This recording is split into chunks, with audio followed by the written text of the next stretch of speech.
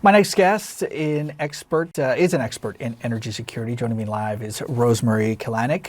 She's a director of the Middle East program at Defense Priorities. Rosemary, thank you so much for joining us again. Oh, thanks, Polo. Happy to be on.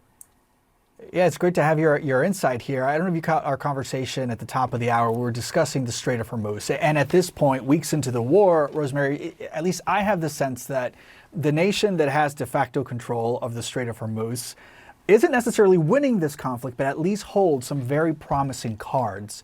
So if that's true, do you see Iran's approach pretty much paying off of inflicting pain on the global economy by restricting free navigation there? Yes, I think it is paying off. President Trump, when he started this war, all reports suggest that he thought that this war would be over relatively quickly. But this has now turned into a war of attrition, and a war of attrition favors Iran because for Iran, this crisis is an existential crisis. It's an existential war. And they're using every lever at their disposal to increase the pain to the United States so that the United States stops prosecuting the war. And by threatening shipping through the Strait of Hormuz, they can hit the United States where it hurts in terms of raising oil prices for the US economy and the world as a whole.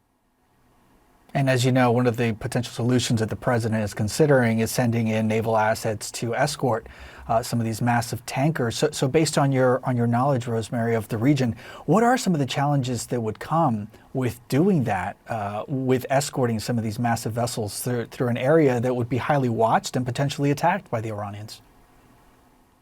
It's a very dangerous mission. I mean, very dangerous. It's something that the US has done contingency planning on for decades, but nevertheless, it's just a difficult problem because of the geography. So the strait is only about 30 miles wide. The shipping lanes in it are narrower than that.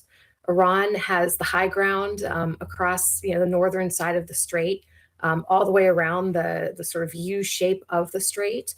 And so they have all kinds of ways of hitting ships and support, tankers, U.S. destroyers, or if we have aircraft that are providing air support while these crossings are attempting to happen. Iran can use mines, they can use drones, they can use missiles, and because they can attack from the shore, there's just very little reaction time for any kind of interception or for targeting missile launchers as they pop out. There's just not enough reaction time to prevent ships from getting struck.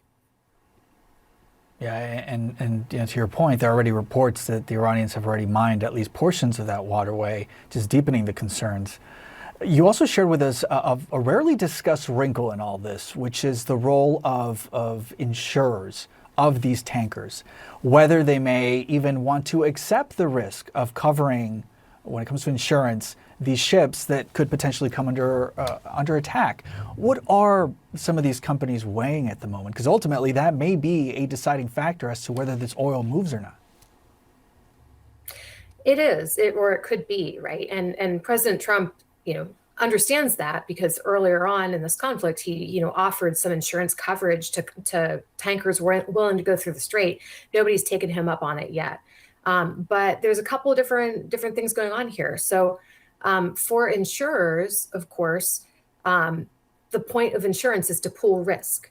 And you pool risk of all the organizations together, all of the tankers, trying to go through the strait. And you figure that, okay, maybe some of them get hit by attacks by Iran, but if most of them make it through, you can insure against that. So they have to be thinking through whether and how ships can really be protected, what the likelihood is of a ship being disabled in the strait, what would happen to the crews on the ship, and then how would that make the insurer or the shipping company look sort of in the global commons. All of those are risks. But then on the other hand, as oil prices go up, there's a massive profit motive to making your way through the strait. And we have seen in previous conflicts in the Iran-Iraq war during the 1980s, when both sides attacked neutral shipping, insurers did reset their rates at a higher rate and allowed ships to go through. And some ships were lost. Most of them were not.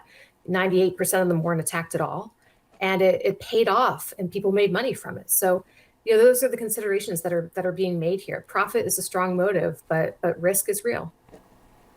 Yeah, it's an incredible real balance of risk the way you describe it here. Is the risk of allowing those ships to sit in place, that oil not to be on the move, adding more stress to the markets. At the same time, the risk that you point out of actually insuring these ships and then sending them into harm's way. We'll see exactly where, what will tip that needle. Rosemary Kelanic, thank you so much for walking us through all this. Really appreciate your expertise. Thank you, Polo.